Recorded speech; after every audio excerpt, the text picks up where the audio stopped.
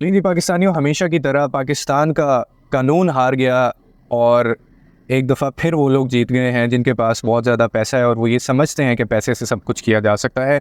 नताशा दानिश जो मुलज़िमा थीं, जिन्होंने कराची कारसाज़ एक्सीडेंट के अंदर एक बाप और बेटी को अपनी गाड़ी के नीचे रौंदा था और उनको कुचल दिया था। इसके अलावा और बहुत सारे लोगों को भी उन्होंने टक्कर मारी, ज़ख्मी हुए, बहुत केस चल रहा था। सारी अपडेट्स हम आपको दे रहे थे। अभी आपको मैं लेटेस्ट अपडेट दे रहा हूँ कि इन दोनों फैमिलीज़ के दरमियान सुलह हो चुकी है, इनके बिटवीन सेटलमेंट हो चुकी है और जो लवाकीन थे जिन्होंने जिनकी बाप और बेटी जो थे, इसके अलावा जितने भी लोग जो हिट हुए थे उस कार से, उन तमाम लोगों ने नताशा दानिश को माफ़ कर दिया है।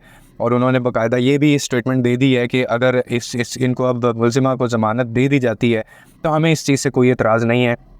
और ब्लड मनी जो है वो एक्सेप्ट कर लिया गया है। कितना पैसा दिया गया ये तो हम आपको भी नहीं बता सकते, लेकिन ये अभी की अपडेट मैं आपको बता रहा हूँ कि उनको माफ़ कर दिया गया है। अब पीछे की कहानी मुझे नहीं पता क्या है, लेकिन मैंने वीडियो लास्ट ज़रूर बनाई थी और इसके ऊपर मैंने आपको अपडेट दी थी कि ये बहुत मुश्किल काम है, क्योंकि फ़ैमिली की तरफ जो है वो प्रेशर बहुत ज़्यादा दिया जा रहा था। इसके अलावा सोशल मीडिया का प्रेशर था, इसके अलावा बहुत सारे लोगों के थ्रेट्स उनको मिल रहे थे।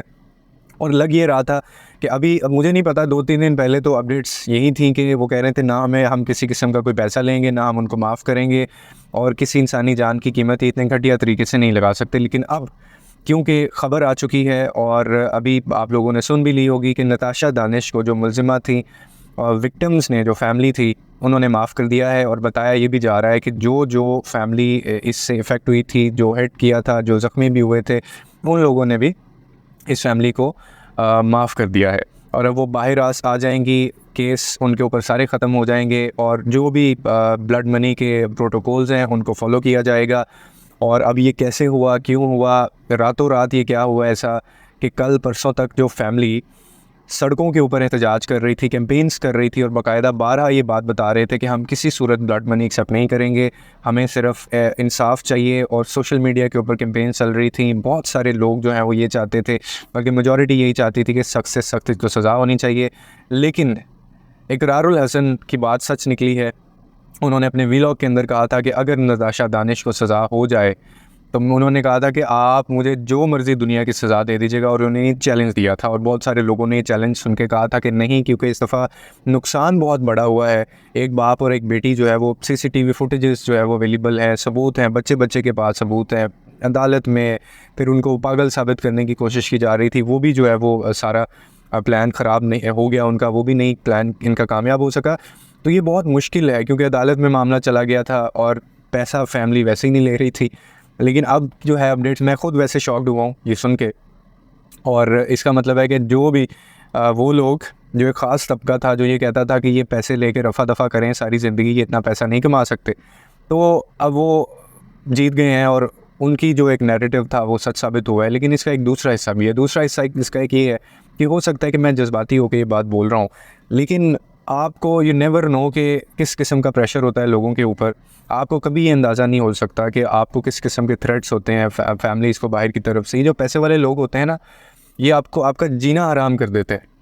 आप सोचें कि आप इसी चीज़ से अंदाज़ा लगा लें कि 2-4 दिन पहले एक फैमिली जो किसी सूरत कतई इस चीज़ पे नहीं आ रहे थे, बात भी नहीं कर रहे थे इस चीज़ के ऊपर कि हम पैसा नहीं लेंगे, वो रातों रात अगले दिन आके स्टेटमेंट दे देते हैं कि सुलह कर लेते हैं, इसकी ज़मानत हो जाए, हमें कोई प्रॉब्लम नहीं है और इस मामले को रफ़ा दफ़ा करें। और साथ में ये भी स्टेटमेंट दी गई है कि जो नुकसान हुआ, जो जान गई, वो उसमें नताशा दानिश की गलती नहीं थी, वो एक हादसा था। ये भी स्टेटमेंट दी गई है। अब ये दी गई है या कहलवाई गई है या इसके पीछे क्या कहानी है, इसके आपको हम अपडेट ज़रूर करेंगे। लेकिन अभी तक मैं आपको ये बता रहा हूँ। आपका फ़ीडबैक क्या है? आप कमेंट सेक्शन के अंदर अपनी राय ज़रूर बताइएगा कि आपको क्या लगता है कि इसके अंदर क्या मामला पेश आया होगा। और मैं अगर अपना ओपिनियन बताऊँ तो इट वाज़ ऑल प्रेशर, और एक थ्रेट होते हैं, प्रेशर होता है। और गरीब जो है ना इस मुल्क में, उसकी कोई औकात नहीं है।